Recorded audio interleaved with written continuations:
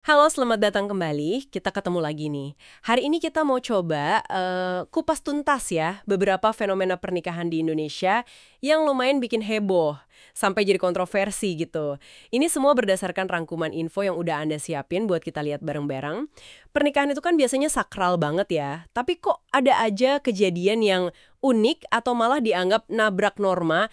Nah, itu yang mau kita telusuri. Betul sekali. Fokus kita kali ini yaitu menggali inti kasusnya. Kita coba pahami konteksnya, detailnya gimana, sesuai sumber yang ada aja. Kita nggak nambah-nambahi penilaian pribadi kok. Kita lihat fakta-faktanya aja. Terus implikasinya apa dari cerita-cerita ini? Oke, siap. Langsung aja ya, biar gak kelamaan. Kasus pertama nih, awal 2024 dari Kabupaten Sopeng, Sulawesi Selatan. Ini, wah, cukup bikin kaget sih. Ada pria, inisialnya BR, katanya nih selingkuh sama ibu mertuanya sendiri, FR. Usianya 36 tahun. Sampai hamil gitu. Waduh. Iya, ujung-ujungnya si BR ini menceraikan istrinya, AL ini anaknya si FR, usianya 21 tahun. Terus malah nikah sama ibu mertuanya itu. Nah, ini dia.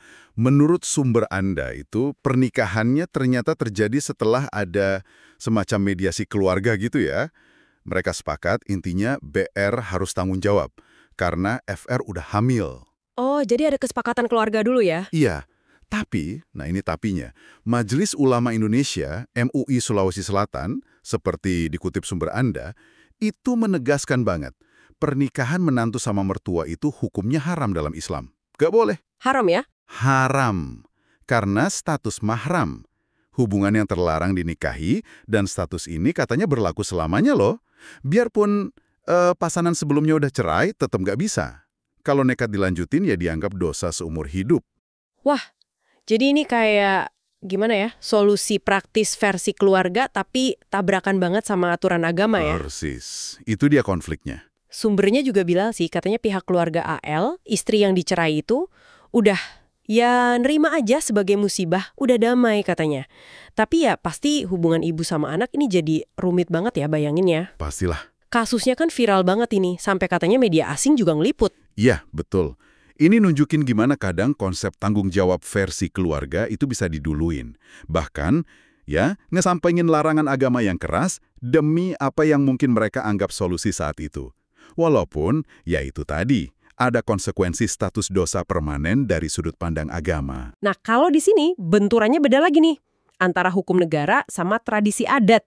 Kasusnya soal pernikahan dini, videonya juga viral. Pasangannya YL, masih SMP, 15 tahun, sama RN, 16 tahun tapi udah putus sekolah. Oh, yang itu ya? Iya, akibat nikah ini, si YL jadi terpaksa berhenti sekolah. Kondisi ekonomi mereka juga katanya susah. Si RN kerja serabutan, tinggal sama neneknya. Terus, gimana ceritanya mereka bisa nikah?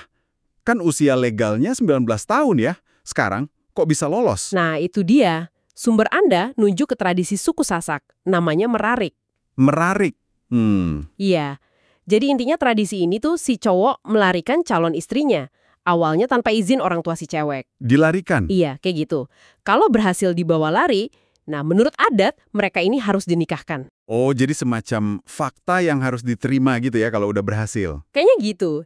Dan si RN ini katanya berhasil pas percobaan kedua ngelakuin merarik ke YL. Gitu ceritanya. Tapi nih, meskipun sumber bilang ini atas dasar suka sama suka, Lembaga Perlindungan Anak LPA Mataram tetap laporin kasus ini ke polisi. Oh, dilaporkan. Kenapa? Dasarnya pakai Undang-Undang Tindak Pidana Kekerasan Seksual, UU KPKS. Di undang-undang itu pemaksaan perkawinan anak dianggap kekerasan seksual. Ada ancaman pidananya. Ah, oke. Jadi hukum negara melihatnya beda ya? Betul. Keluarganya katanya sih kecewa ya dilaporin gitu. Nah, ini dia. Kasus ini nunjukin betapa rumitnya isu pernikahan anak di NTB itu. Sumber Anda kan jelasin ya. Ada benturan hukum negara sama hukum adat. Yang mana hukum adat ini kadang disalahgunakan juga. Belum lagi faktor kemiskinan, tekanan sosial, edukasi yang kurang, terus pengaruh medsos juga kan? Lengkap ya masalahnya. Iya. Dan praktek kayak gini tuh, dampaknya serius, jangka panjang. Resiko kesehatan buat ibunya, potensi stunting buat anaknya nanti. Sumber Anda juga nyinggung soal peran tokoh adat yang kadang malah dukung, sama susahnya sosialisasi hukum formal ke masyarakat. Oke, jadi benturan hukum negara versus adat plus faktor sosial ekonomi ya. Beda lagi sama kasus pertama tadi. Nah, kalau dua kasus tadi konfliknya masih, ya bisa kita pahami lah ya logikanya. Kasus ketiga ini agak lain. Dari Ngawi, Jawa Timur, tahun 2014. Ini bawa kita ke ranah yang, beda banget. Agak mistis malah. Oh iya, gimana tuh? Ada pria namanya Bagus Kodok Ibnu Sukodok, dipanggilnya Mbah Kodok. Dia ngaku nikah sama sesosok peri. Peri! Beneran? Iya, ngakunya gitu. Namanya Roro Setiowati, tahun 2014 itu. Acaranya pakai prosesi adat Jawa, meriah gitu. Tapi kursi mempelai wanitanya itu cuma diisi sanggul, kebaya, sama sepatu. Nggak ada wujud fisiknya. Wah, unik sekali nih. Terus, apa alasannya menurut Mbah Kodok? Ada penjelasannya di sumber Anda? Ada. Klaimnya Mbah Kodok di sumber itu, si peri ini minta tolong ke dia. Katanya tempat tinggal si peri hutan sama mata air Sendang Margo dan Sendang Niom itu rusak gara-gara ulah manusia. Oh, jadi ada pesan lingkungan di baliknya? Kelihatannya begitu. Jadi pernikahan ini kayak semacam, apa ya, komitmen simbolis dari Mbah Kodok buat ngajak masyarakat sama pejabat buat mulihin area mata air itu. Penting kan buat irigasi sawah di sana? Menarik, menarik. Jadi bukan sekedar sensasi ya? Ada tujuan di baliknya menurut dia. Iya, menurut dia begitu. Yang bikin tambah, unik lagi, Mbah Kodok ini sampai kayak suami beneran gitu perilakunya. Sumber bilang dia jadi pulang lebih awal kalau lagi begadang. Katanya dipanggil istri. Terus ngaku juga istrinya itu hamil anak kembar. Wah, sampai segitunya ya. Tapi meskipun dianggap dukun sama sebagian warga, sumbernya bilang dia nolak kalau ada yang minta aneh-aneh, yang musyrik gitu, kayak nomor togel. Oh, oke. Jadi dia membatasi perannya ya? Iya, jadi intinya pernikahan gaib ini menurut dia tujuannya buat lingkungan gitu. Ya, begitulah narasi yang disampaikan Mbah Kodok, setidaknya menurut sumber Anda ya. Ini jadi contoh yang ya unik banget lah ya. Gimana keyakinan lokal, terus ada kepedulian lingkungan, sama tindakan simbolis itu bisa nyampur jadi satu dalam sebuah pernikahan yang ya sangat nggak biasa. Betul, betul.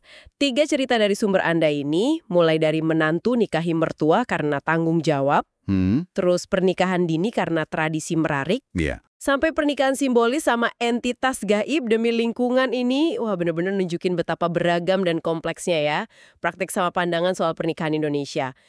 Sering banget bersinggungan, kadang malah yaitu tadi bertentangan sama norma hukum formal, sosial, dan juga agama. Iya, tepat sekali.